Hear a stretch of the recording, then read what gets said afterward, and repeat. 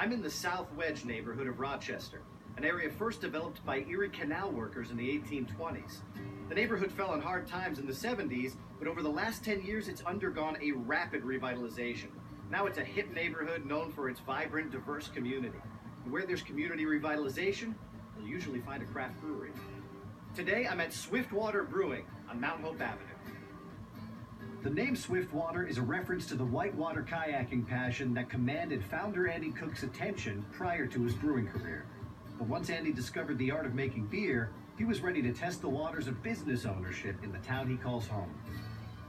I've lived in Rochester for the last 15 years, and I really love the city. And I really felt that Rochester needed not just one more brewery, but maybe like a dozen more breweries. So I really wanted to be a part of that.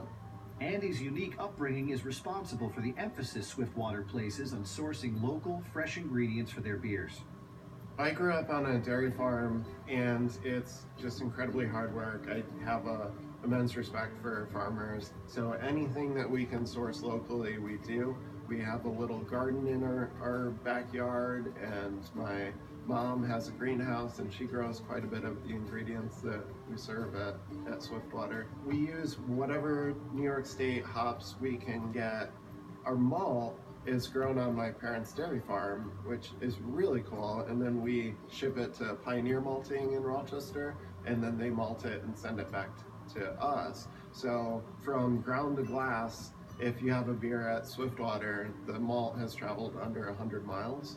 And the other really cool part of that is that we have control over the process all the way from the seed, and it really lets us give feedback directly to the people who can make a difference in our product.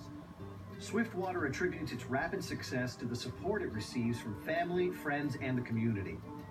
In fact, many of these folks helped Andy construct the brewery itself. By his side since the beginning has been friend and co-owner Chris Perry. Chris started out tending the bar and managing the staff at Swiftwater and has become an accomplished brewer along the way. For someone who is not familiar with Swiftwater, what sets the brewery apart? I think that we have sort of a farm-to-table type of feel, both for the beverage aspect and for the food as well. Even though it's a small menu as far as food is concerned, it is very sophisticated and very flavorful, very healthy, and so I think that draws a lot of attention to us. It's also a great neighborhood staple, and so we get a lot of neighborhood traffic. We get everything from working professionals, to families, to college kids. I think we just offer something that's very inviting, and encourages people from all walks of life to come and give it a try. I gave myself a little tour of the South Wedge, and it looks very distinct. It feels very different from the rest of Rochester, and it seems like a really cool neighborhood. Yeah, we have a lot of young people, a lot of people who have been here in the neighborhood for 50 years. So we have, I think, a rare opportunity here that we have a very close-knit community that's very interested in making that community better. So we have a lot of shops. There's a great tea leaf bar right on South Avenue. There are a lot of great places to eat, yoga studios, wine stores. A lot of bars carrying Swiftwater? In the neighborhood, they better be. Being an accessible gathering place is a critical mission for Swiftwater. The founders were inspired by a concept in community building called the Third Place, and felt it was vital to bring this type of neutral public space to the South Wedge. That concept of the third place is that it's not your work and not your home. It's that communal ground where you can come and really establish culture. I really think this next wave of craft beer culture is really more about flavor and experience. And so I really wanted to build a place where people could come and talk and exchange ideas, but then also connect with their neighbors as well. Talking with some of the people who spend time at Swiftwater, it's clear they understand what the brewery is trying to achieve, and they're all in for the experience. There's something different for me about going to a place, being in good company. Breweries are completely different than bars to me. Like, the vibe is different. People are more engaged with each other, and I think that's why I really like that social side of it. The atmosphere here is very open. I think a lot of people who are getting into craft beer think it's this cliquey niche, but whether you've been coming here for years or this is your first time trying craft beer, they definitely respect that and treat you with respect. It's awesome. We're a big fan of craft beers. We try to hit up all the different places every month. Honestly, I like Swiftwater just because they have so many options. and they change it up so often. I have a coffee flavored beer, a lime one that's just called beer, and then a blonde one. So they're all really delicious and they all have their own unique flavor. Creating a welcoming atmosphere certainly draws a crowd, but what keeps customers coming back to Swiftwater is their high-quality beer and spirit of experimentation.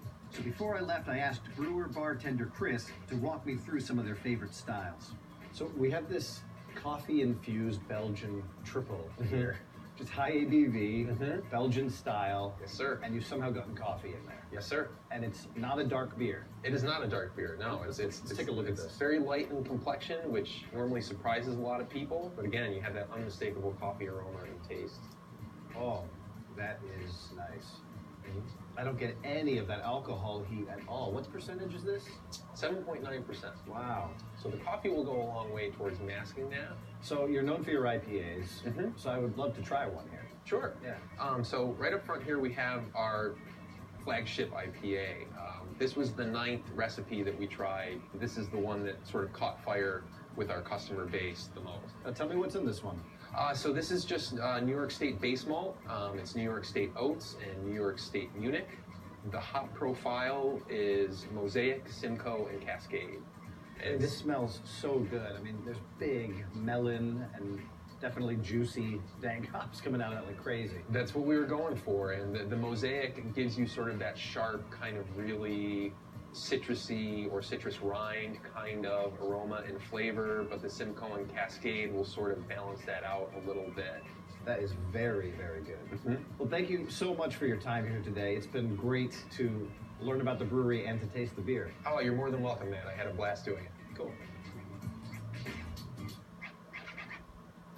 There are many great breweries